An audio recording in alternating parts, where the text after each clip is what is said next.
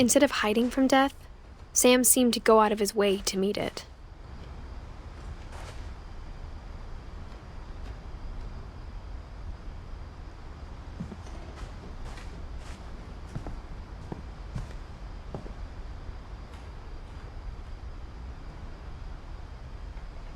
Sam spent his life shooting photos, but Mom said he got nervous being in front of the camera. I guess we're all afraid of something.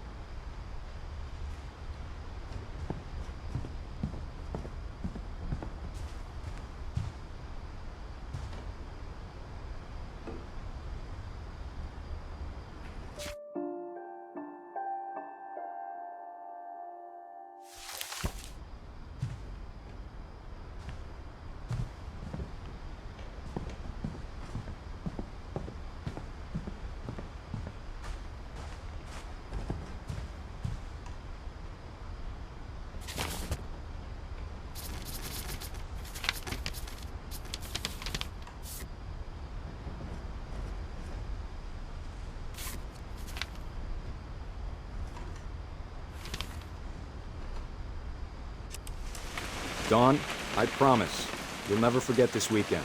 Yes, sir. These memories are gonna last a lifetime. Am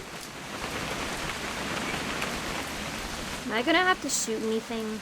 It's a hunting trip, Dawn. Shooting is strongly encouraged. What? Perfect. It's gonna rain the whole weekend, isn't it? Please just take the damn picture. Hey, language. Did you want to get a picture of me or what? I will never forget this weekend, Dad. That's the spirit. Smile, Dawn. Okay, got it. I'm gonna take some pictures, okay? Just be careful. The camera's older than you are. Aw.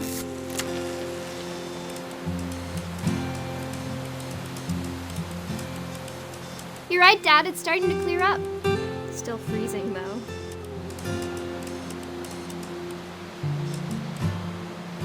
Definitely should not have drunk all that coffee. Hey! That's a keeper. Hold still while I take a picture of you.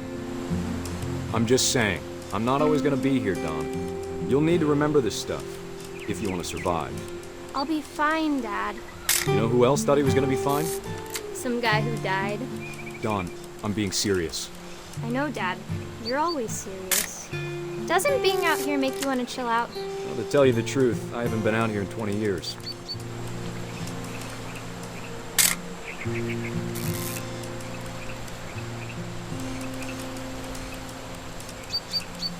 Last time I was with my brother Calvin.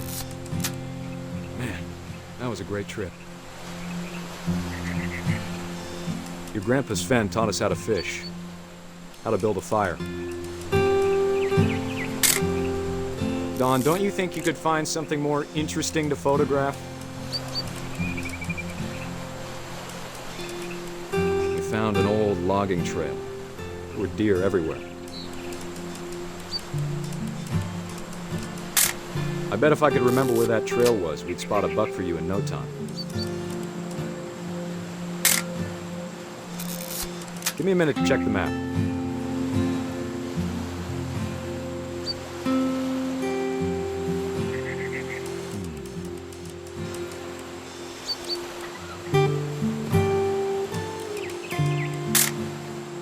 Let's see.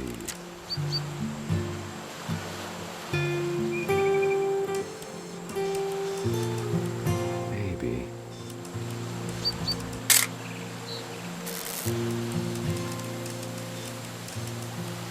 Or was it?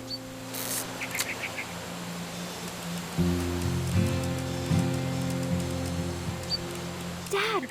Good eyes, Dawn. Before you take the shot, let me get a picture of you.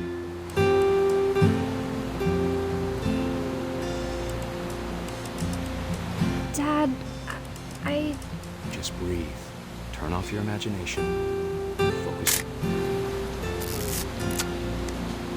Let me get behind you. Do I have to do this? Dawn, you don't have to do anything. But if you want to survive, you'll need to be strong. Great shot, Dawn!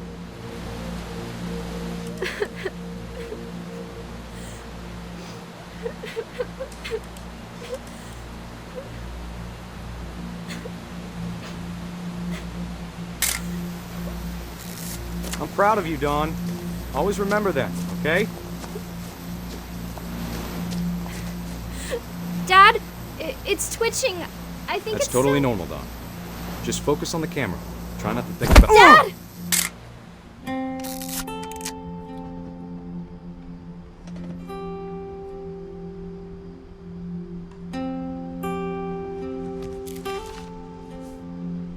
Of all these stories, that's the one I wish most that my mom had told me.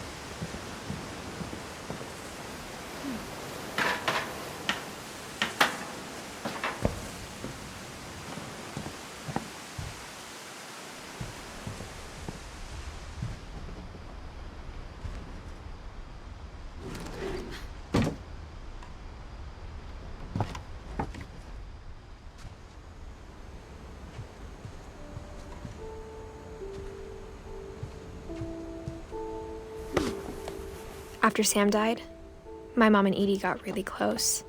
They'd both lost a lot.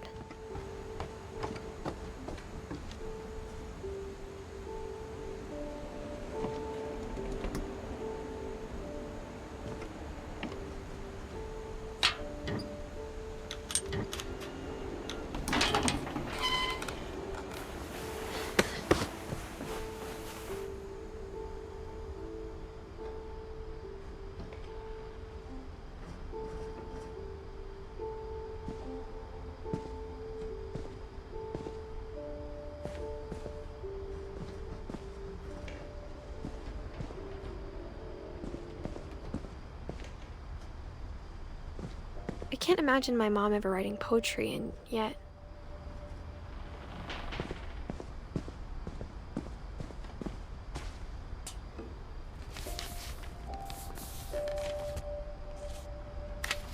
Dear Kay, do you remember the way Gregory used to laugh when he thought he was alone? Like something funny was happening, but only he could see it. I think he saw things the rest of us don't.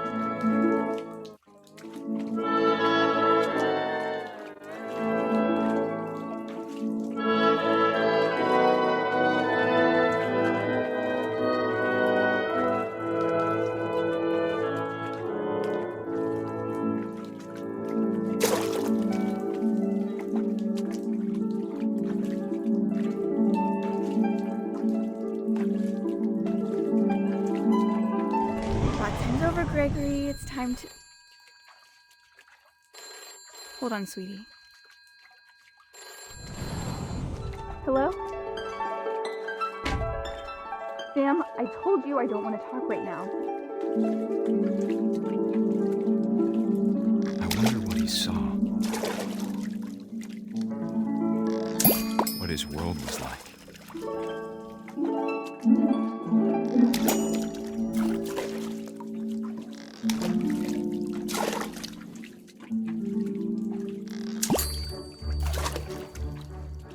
reminded me so much of Calvin. Lost in his imagination. Whatever it was he saw.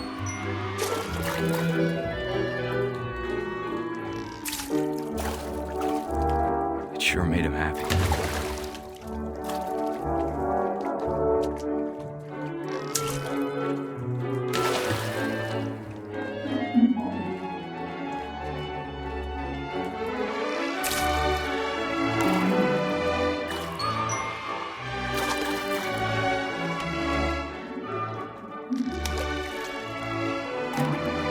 I know how silly it sounds.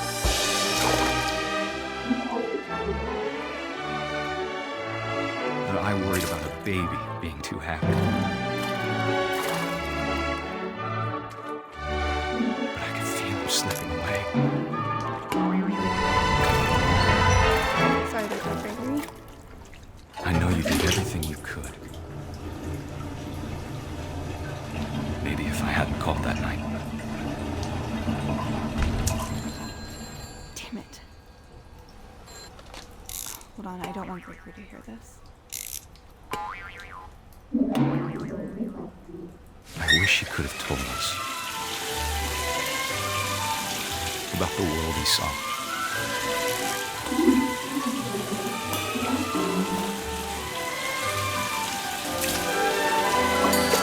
There's so much I don't understand about Gregory, about everything.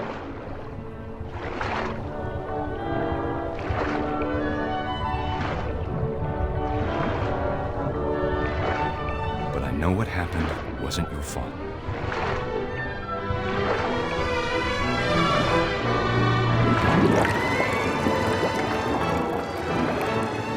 I'm sure he's happy. And he'd want you to be happy too. Good luck, Kay. Love, Sam.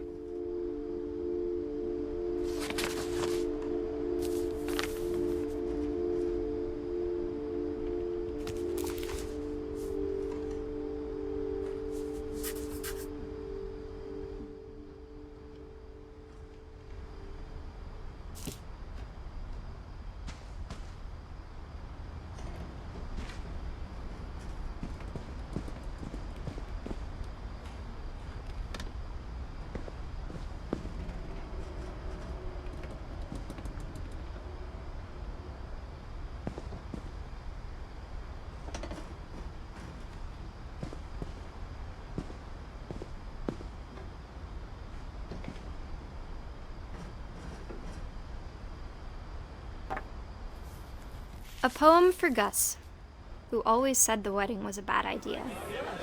Our father never hit us kids, at least not very hard, before the day my brother said with teenage disregard that he'd be dead before he'd see a wedding in our yard.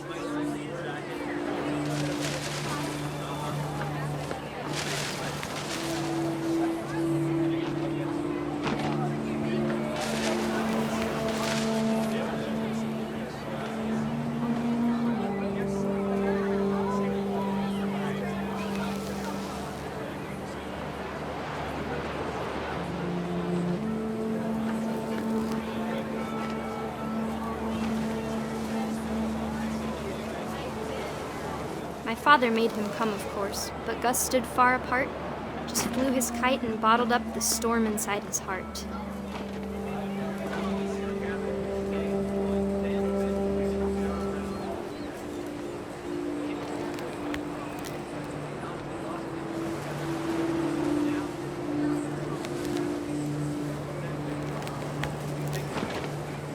I tried to talk him out of it, but though he'd never met her, "We don't need a stepmom," were the words that I I now remembered. pronounce you husband and wife. You may kiss the bride.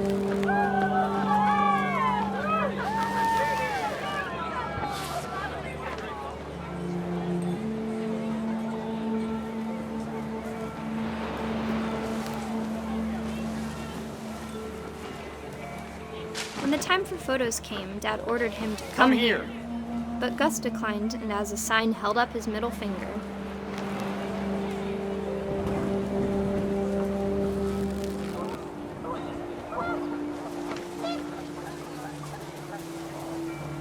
wind picked up, and panicked geese appeared and quickly went. But all the humans did that day was go inside the tent.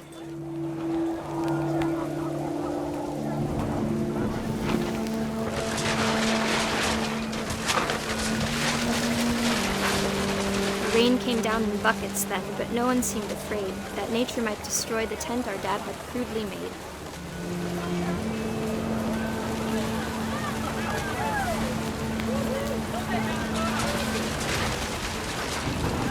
The thunder sounded much too close and full of angry power. But all my father said to this was, "Make the music louder."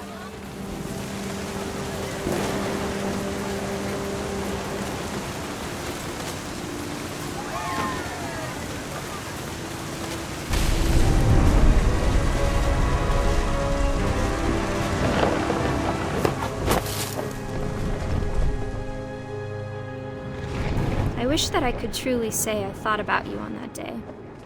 Out there on the beach alone, just you, the wind, the sea, and foam. But I didn't, until we found you.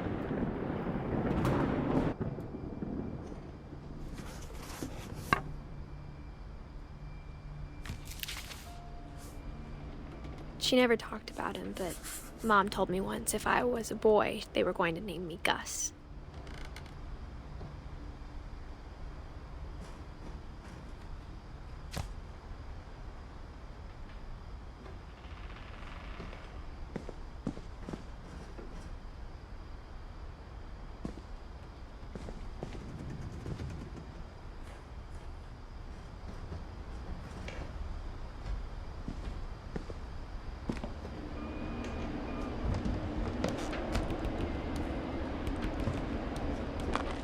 My mom moved up to the loft after her brothers died. At the time, it was as far away as she could get.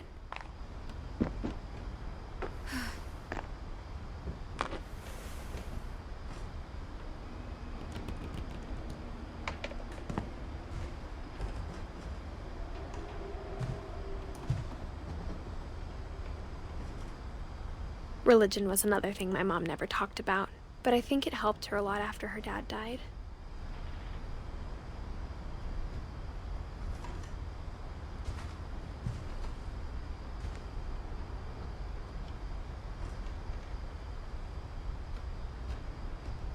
She spent a summer building houses in Calcutta, where she met my dad, Sanjay.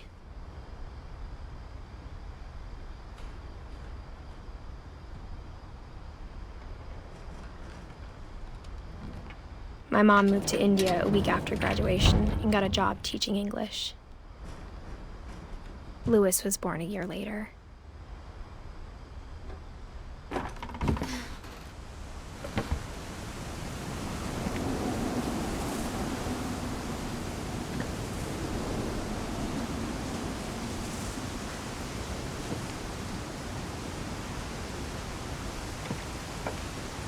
When my dad died, I don't think Mom knew where else to go.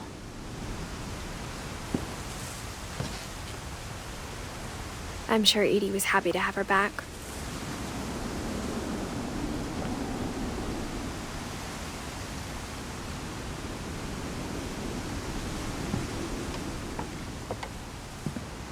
The house had to get a little bigger, but Edie was used to that.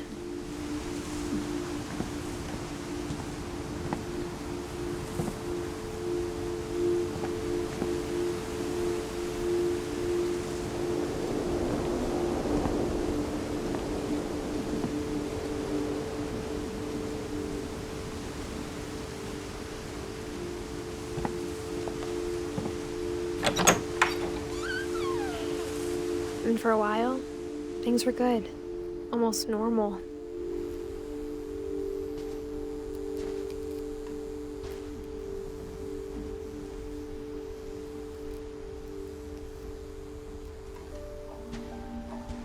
But it didn't last.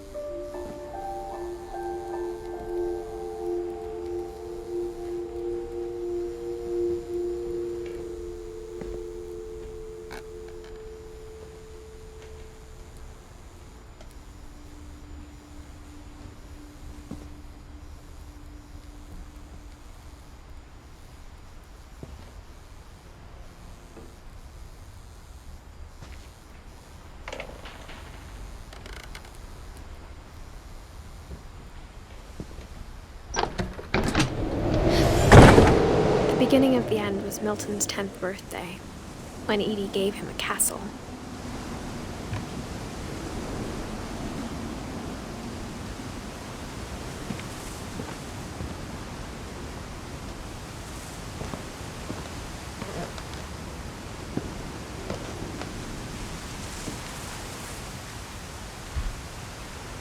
After Milton disappeared, the only thing he left behind was a room full of paintings.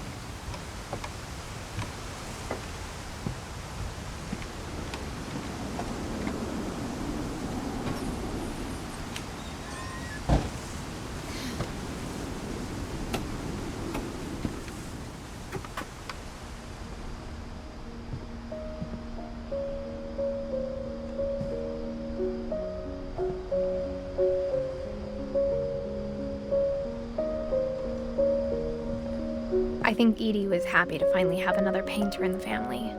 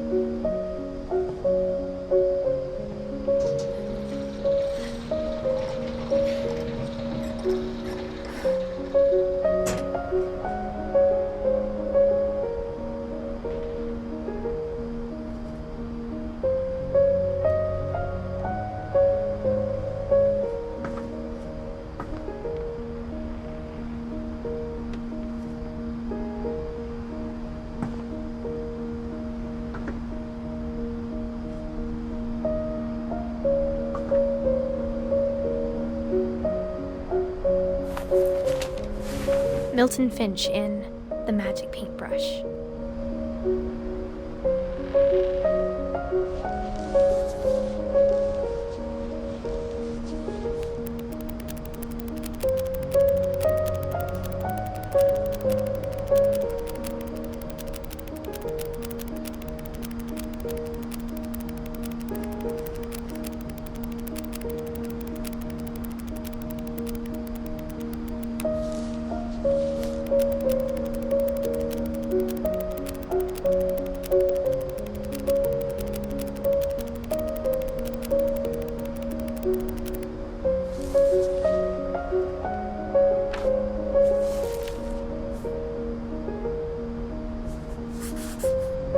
I was 4 when Milton disappeared.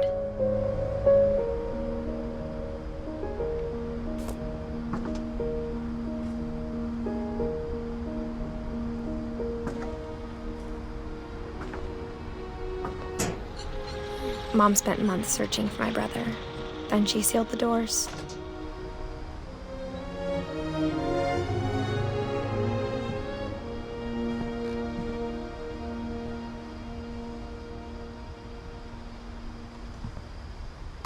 Whatever Milton had found in the house, Mom didn't want it getting out.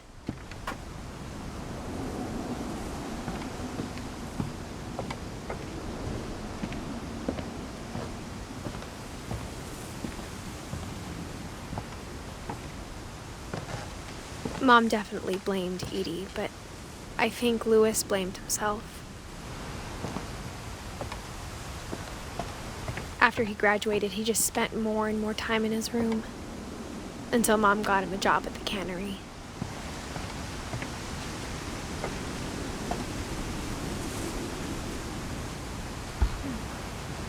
Everyone always told me to stay out of Louis's room, except Louis.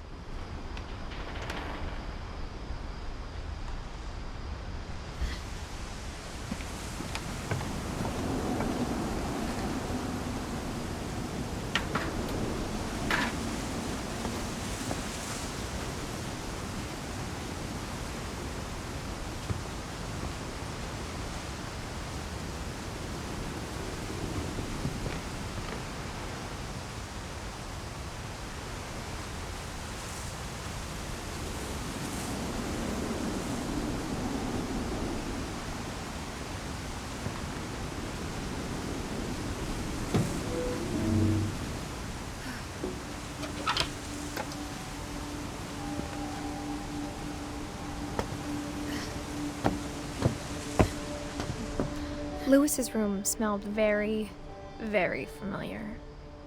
That part of him lived on.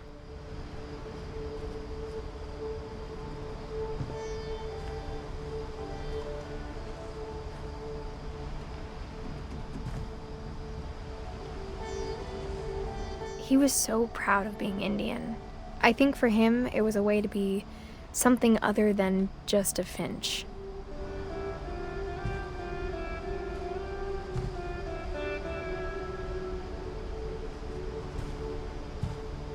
Lewis and I spent a lot of time playing games together, but he was surprisingly bad at them.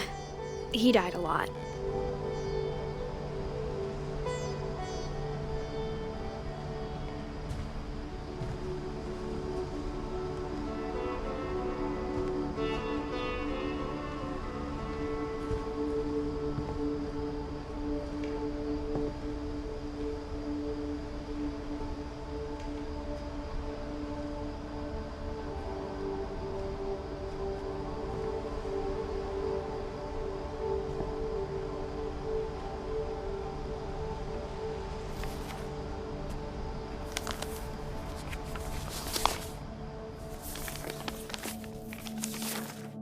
Dear Mrs. Finch, as Lewis's psychiatrist, I can understand your desire for an explanation.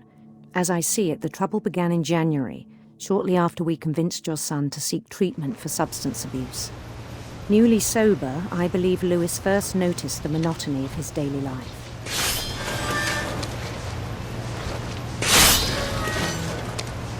He kept working at the cannery, but he withdrew part of himself.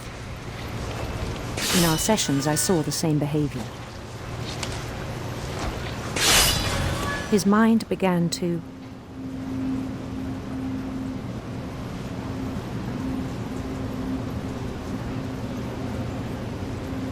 wander.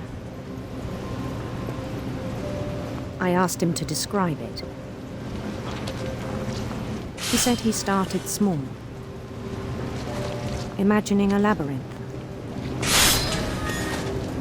He'd feel his way about. Then something moved. Bats. And toads.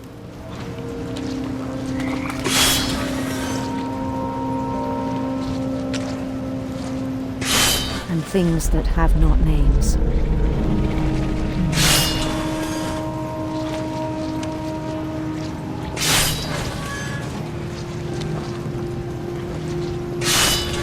He knew it was all in his head.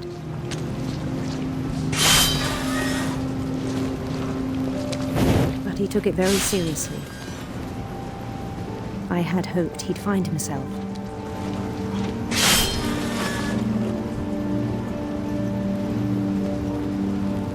But he found something more.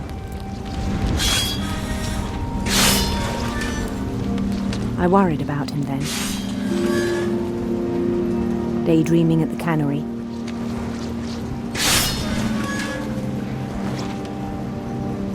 I spoke with his boss. But he said Lewis had become a model employee. Methodical, tireless, focused.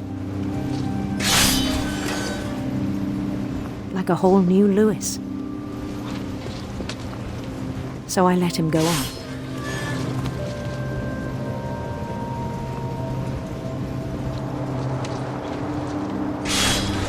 I even encouraged him. It seemed very promising at first.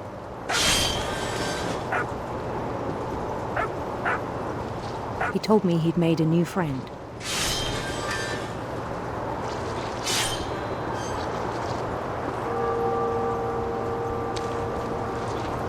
On the edge of a city he named Lewis Topia.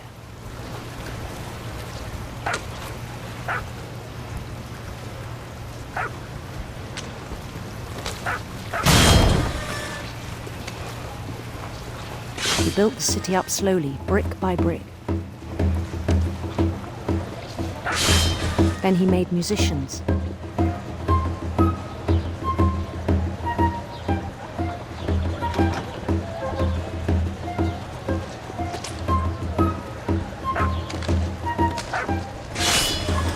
and songs for them to play.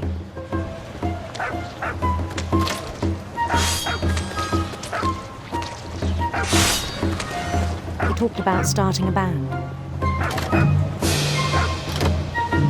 And he was always humming something. Every day his imagination grew stronger.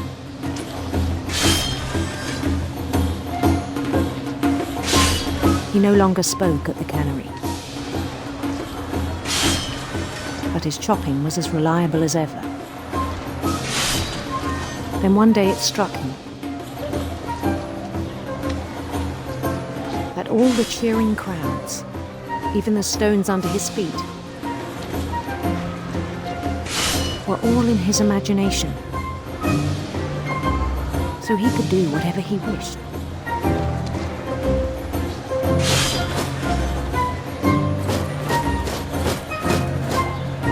He held an election for mayor. And he won.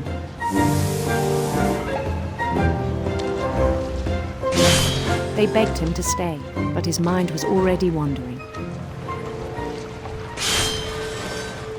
It became a game for him.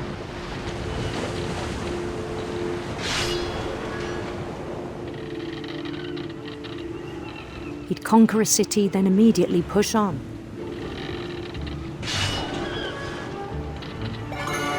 New Louisville.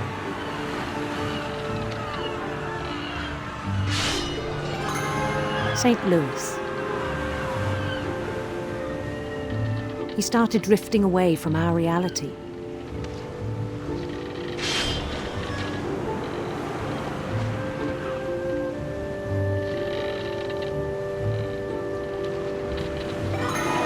Minneapolis.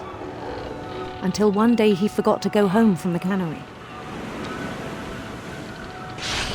Even as his mother pleaded with him, part of Louis kept sailing on.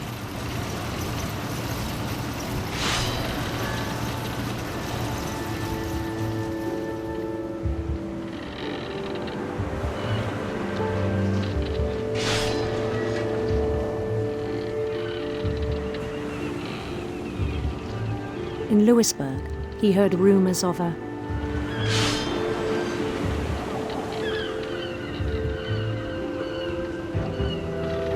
handsome queen.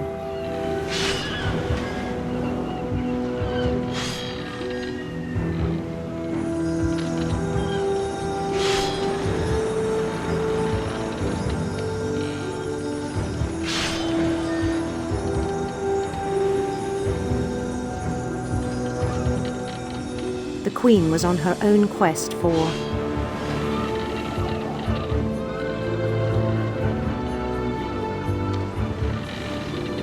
sinister serpents.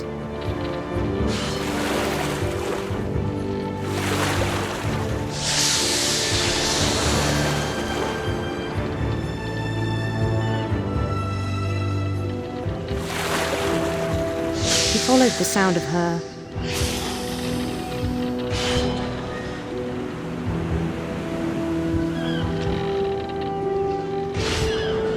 silver harp.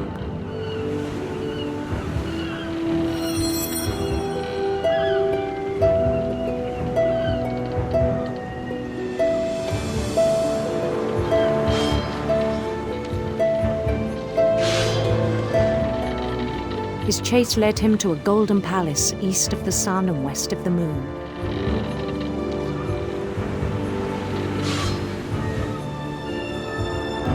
Even then, his logic remained sound.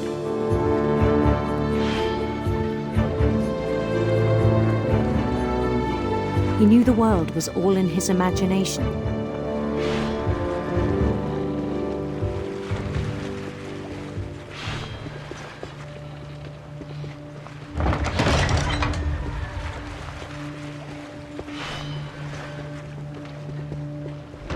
But he was so proud of having created it.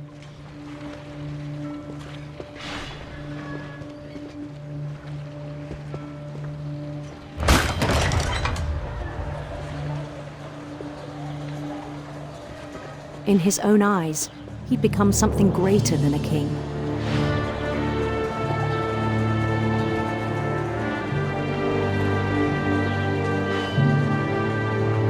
someone who'd never known success in the real world, I think it was overwhelming.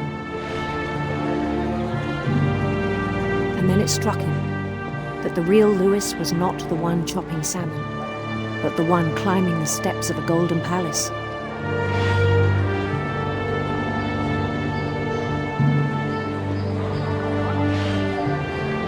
My imagination is as real as my body, he told me. It was hard to argue with him.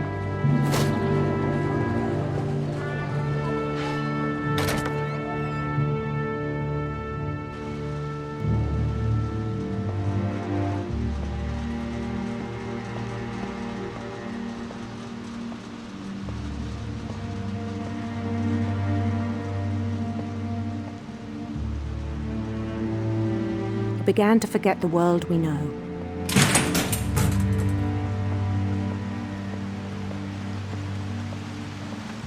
I think it pained him to remember Lewis, the cannery worker.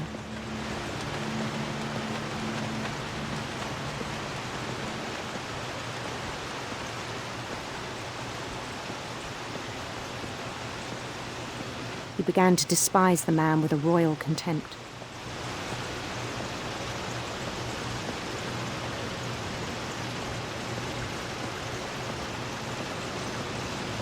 I still thought I could save him. Even after he said he was being crowned king over all the lands of wonder.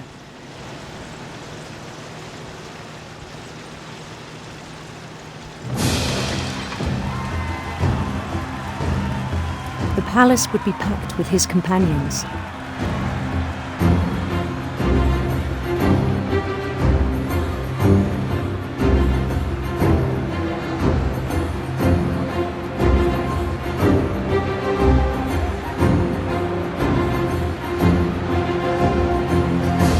Including the wise Calico who'd insisted on advising him.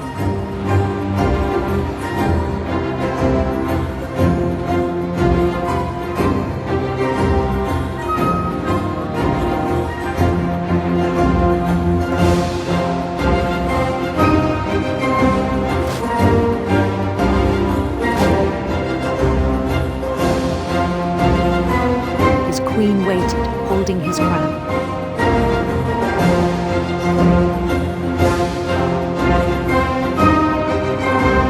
There was only one thing left to do.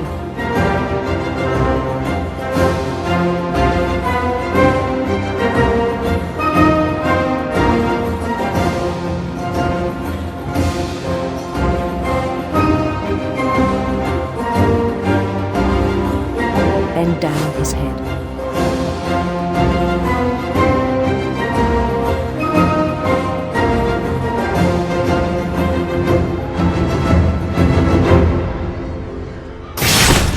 The rest I think you know. Mrs. Finch, your son was a kind man who will be missed by all of us who knew him.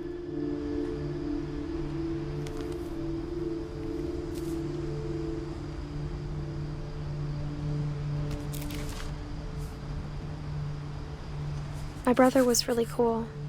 I wish you could have met him.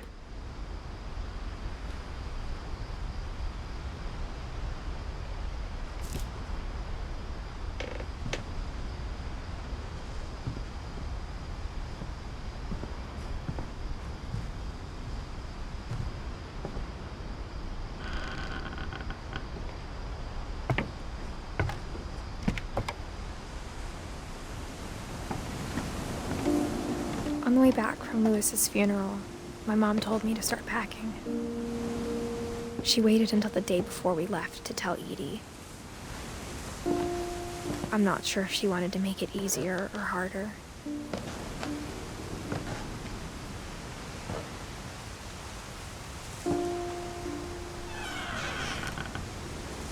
I wish we'd stayed.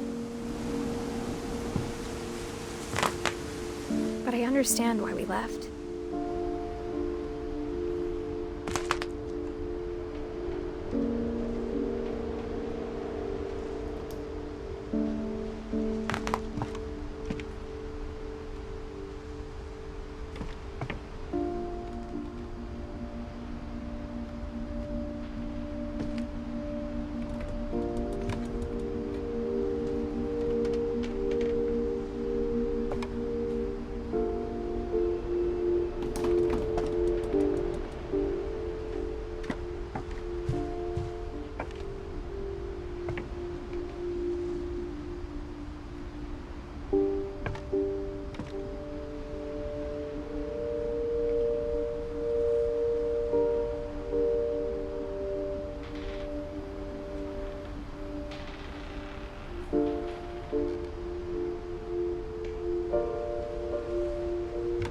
My mom ended up leaving everything behind.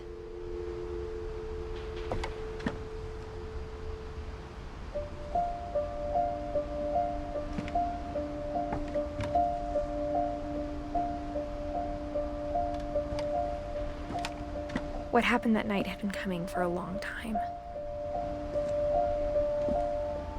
Maybe it should have come sooner.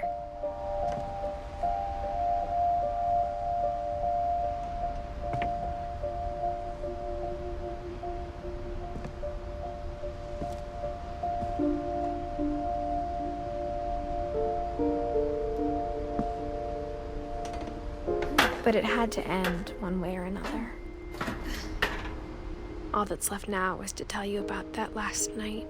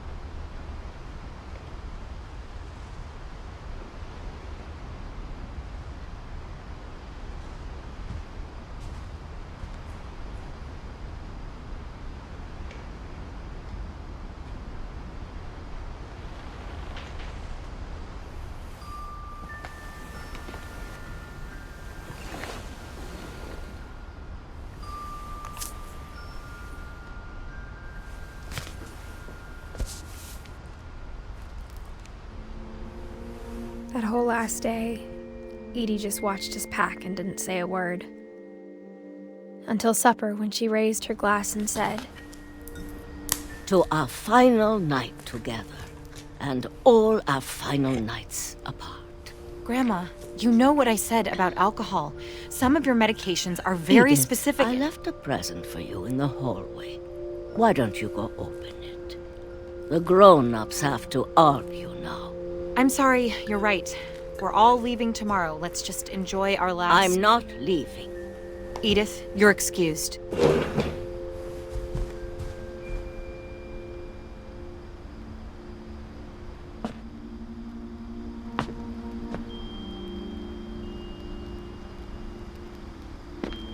The power had been shut off that morning, but Edie always had plenty of candles. When my mom sealed the library, I don't think she knew about the other entrance.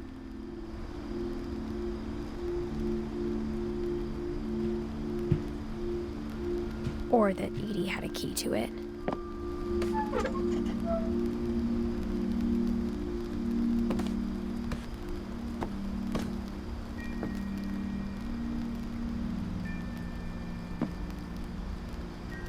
That thing you're afraid of isn't going to end when you leave the house. Edith has a right to know these stories. My children are dead because of your stories. I think it's best if Edith and I leave tonight.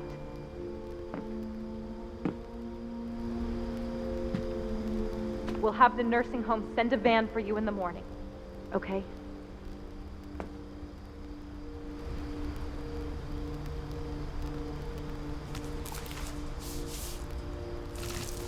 Dear Edith, there's so many stories I wish I could tell you, but there's only time for one. This is about what happened on the night you were born. That night, the tide went way, way out.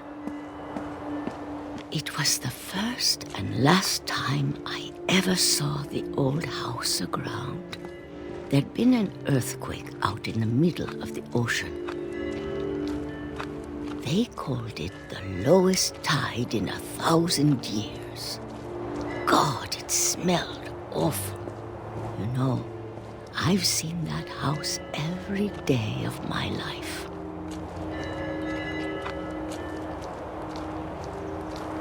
But I never thought I'd go back to it.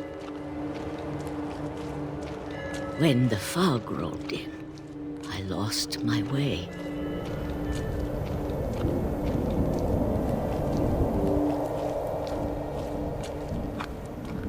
I got turned around.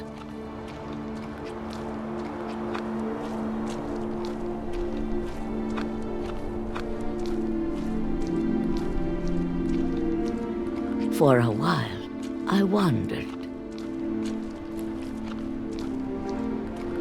I started seeing things.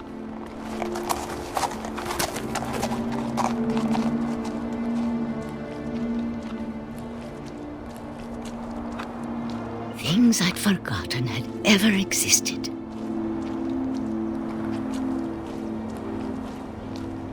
But when I saw them, they felt like old friends.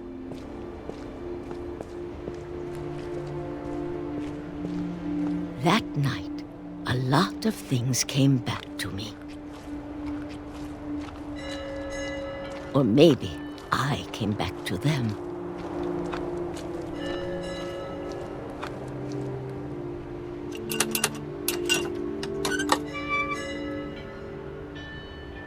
Things I can't explain, but that I need you to try and... Edith, what are you doing in here? It's mine. Edith! Mom, you're gonna rip it! Let go! I kicked and screamed, but Mom dragged me to the car.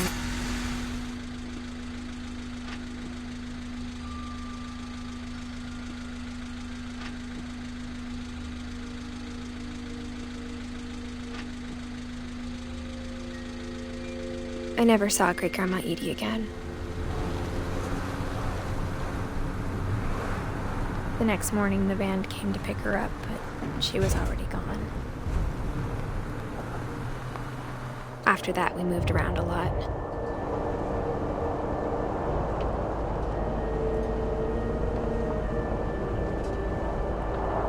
We both tried to make the best of it.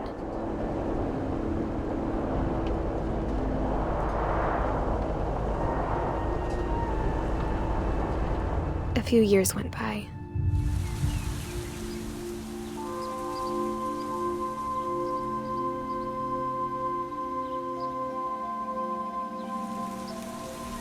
My mom didn't like to talk about it, but she started getting sick a lot. The rest happened pretty quickly.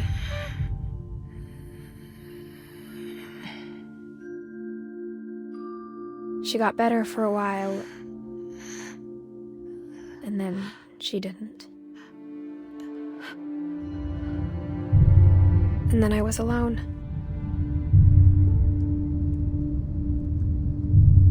The last Finch left alive.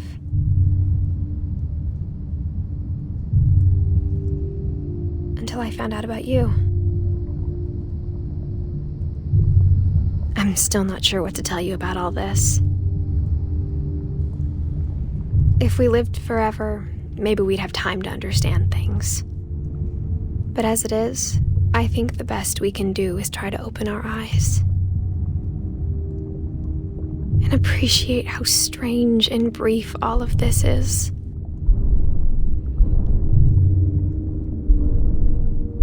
This journal was supposed to be for you. But now I hope you'll never see it. I just want to meet you.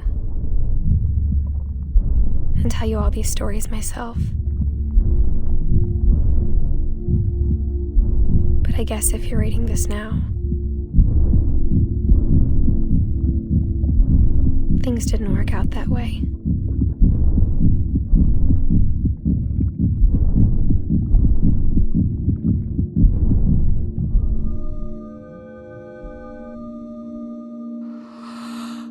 This is where your story begins.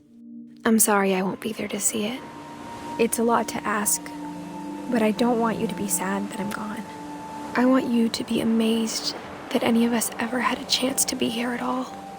Good luck.